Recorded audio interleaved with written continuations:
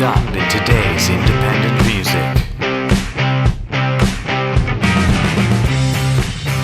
Right, it says recording is running. Go. If you see a bunch of German writing, by the way, it's because I bought my laptop in Germany, so it's still hard coded to Germany. So if you see this funny language on the other side and you got any questions, just ask me.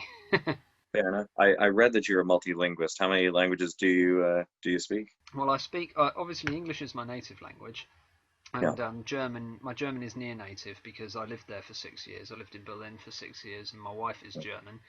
My French, which I also studied at university along with German, is still quite good, but I'm a tad rusty. I wouldn't be able to, help customers on the phone very easily in French, for Yeah. example.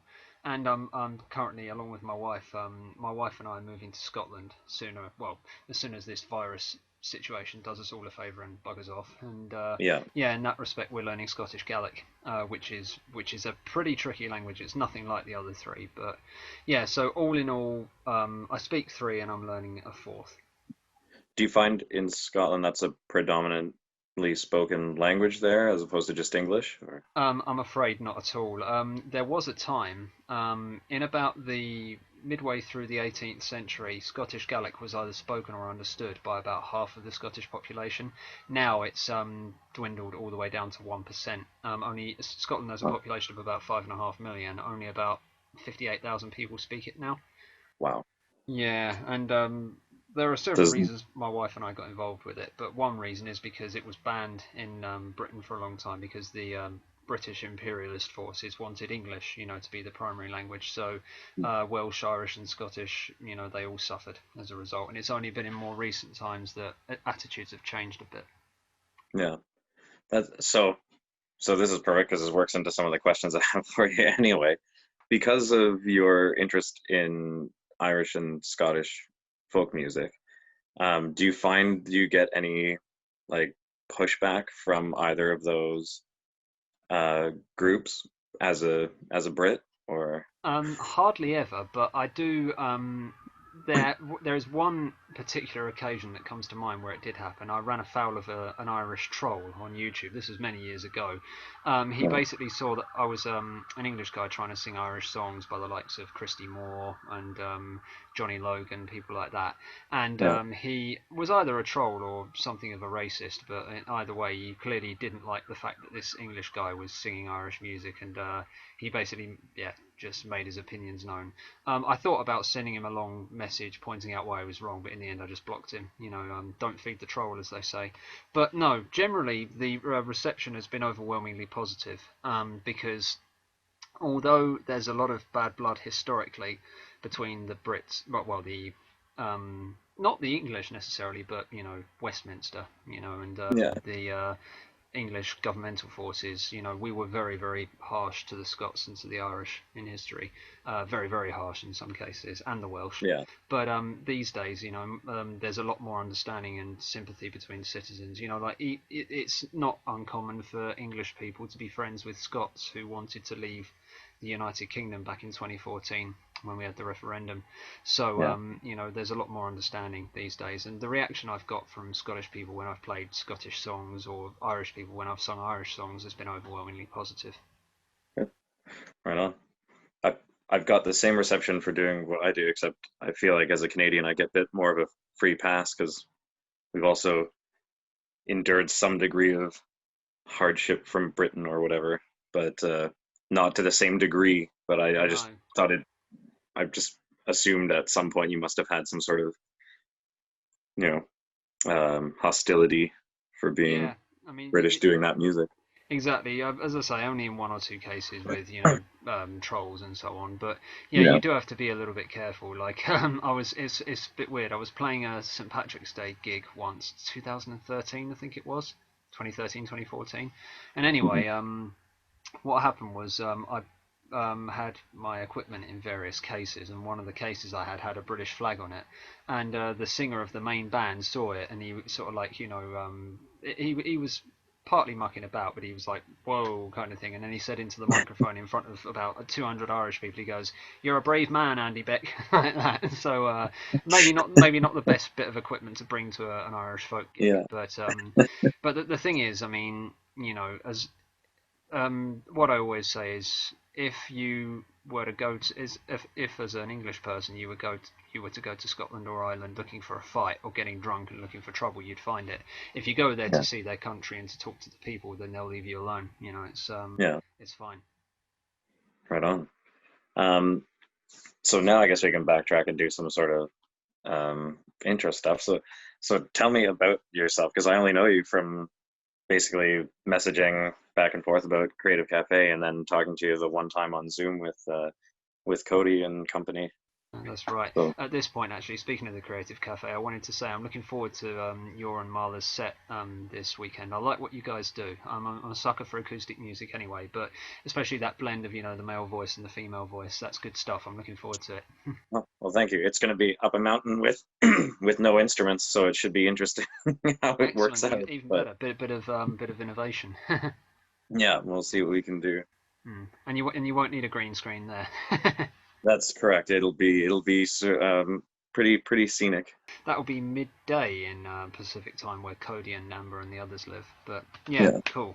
But no, in terms of about me, so yeah, I mean, to give a little bit of background, I'm 33 years old. I'm from Maidstone in Kent originally. It's about an hour away from London. There's a direct train into London from Maidstone that takes about an hour to get there.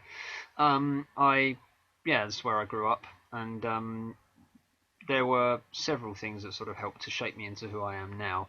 One of them is my lifelong love of music.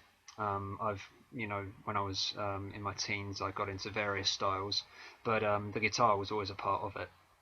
And then just being good at languages in school. Languages saved me in a way, because I don't know necessarily what I would have done with my life or how it would have turned out if I hadn't had them. But the cool thing about languages is it made me into a complete culture geek kind of thing. I've found myself meeting and talking to people from all over the world, and the first time I really did that was through languages when I went to university. I studied in Bristol, and I met people from all over the globe there, and was never the same man again afterwards. So yeah, if I get the chance to talk to people from new countries, then I'm definitely up for that. And in line with the book, the novel that I've written, which is set Yeah. in Canada, it was around that time I started to meet my first, sort of Canadian people. And I haven't been to Canada yet, shockingly, but when I go, I'll have a number of people to hit up to meet up with. So yeah, but in terms of the music, I got into Celtic music on St. Patrick's Day,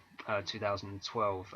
I knew bits and pieces of Celtic music, from stuff I'd heard on the radio, like The Cause, or who else? There was that film that Glenn Hansard was in, a film called Once. Oh, once, yeah. Yeah, I mean, not that that's strictly Celtic, it was more like acoustic street musician stuff, but there was that. There's the whole third class party scene in the Titanic, the version with Yeah. Leo DiCaprio in it, and Kate Winslet. So there were bits and pieces of it there, but then it was only when my friend said, come down to this pub at such and such a time and we'll celebrate Paddy's Day. That was when I really got into it in the first time. Great music, great atmosphere.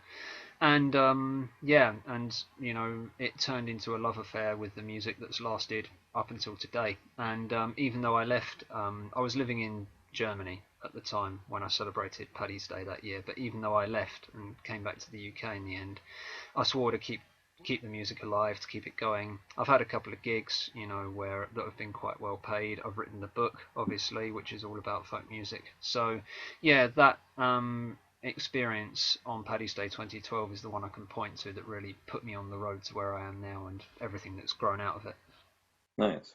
So is folk music, was that a big deal for you before going there? Just folk music in general, and then that Paddy's Day solidified specifically Celtic folk music for you? Is that I'd say I'm not sure I'd say folk. I was certainly exposed to some folk. The one, if you'd have said to me folk musician before Paddy's Day 2012, the one person I would probably have had to mention is Nick Drake. You may have heard of him. hmm Yeah, he was nothing to do with Celtic music, although the band who discovered him, Fairport Convention, I've seen them live. They're still going strong. Getting quite old now, but they were a good laugh Yeah. when they played.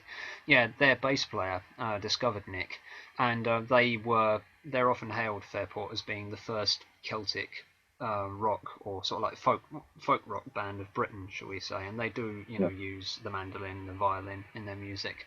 But no, what I had before that Paddy's Day experience was just a love of acoustic music. I'd listen to quieter musicians like Nick Drake, like Crowded House from New Zealand. Yeah. I had definitely had an ear for acoustic music, and yeah, Paddy's Day just took that and the little that I knew about Irish music, and Mhm. put them together and bang kind of thing. So Yeah. it really that was what really helped to solidify the experience. But having said that, I can listen to louder. Like you get Celtic punk bands like Flogging Molly, a little bit The of Pogues. Dropkick Murphys, the Mahones, who are from Ontario. Actually, you Yeah. say you're from Ontario yourself originally. I am Yeah. still in Ontario at the moment too. Yeah, that's right. I can't remember Kingston. Is that a Yeah. place in Ontario? That's where the Mahones are from, I think. Okay. Finney McConnell's band, and yeah, so those guys, I've got a lot of respect for them.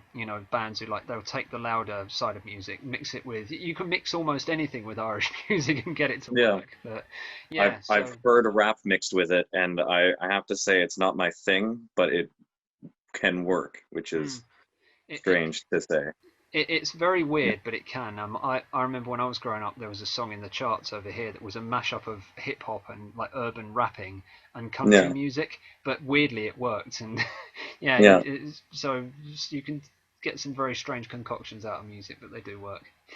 Yeah. Speaking of fun, strange concoctions, and you bring up both Celtic and punk, so your book is about a punk band or a folk punk band, right? So like Correct. what got you into punk then?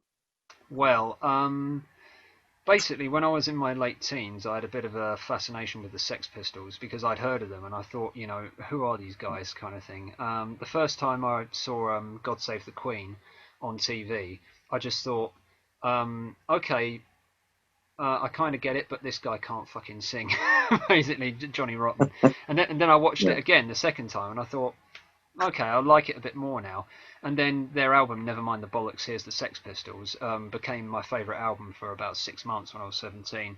And the funny thing is, I'm middle class through and through, basically. I'm not working class. I'm not from the sort of impoverished background that the Pistols came from, where they Yeah. turned to music because that was all they had, the only voice they had. But there are a number of things about the punk movement that I admire. This idea of, if something feels right to you, do it.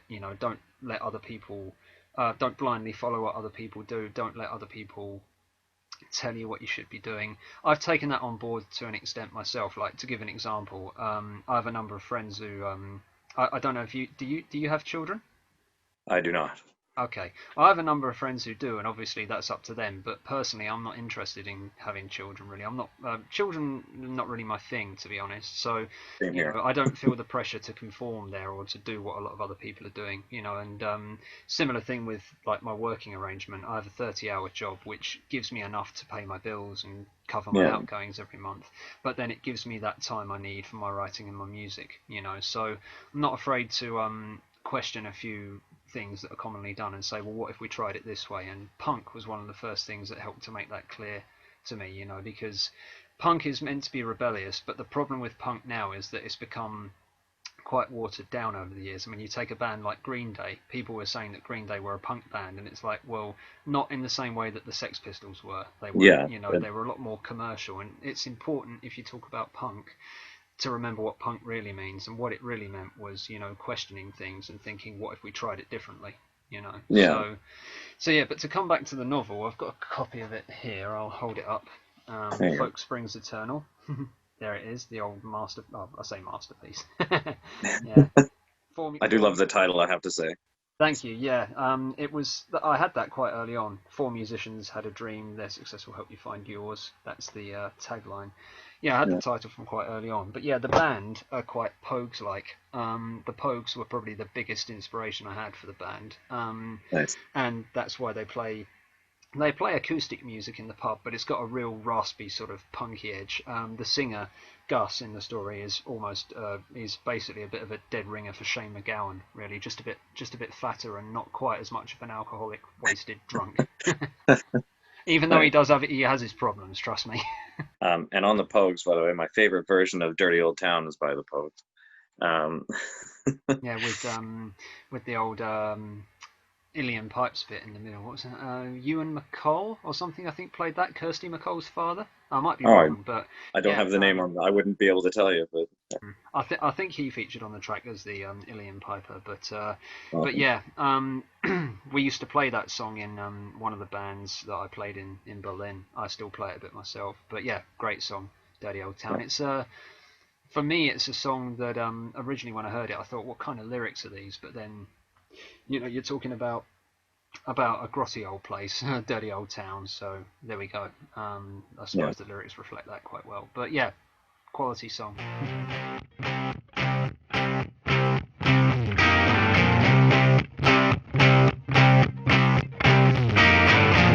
Swept Media. Get swept up in today's independent music.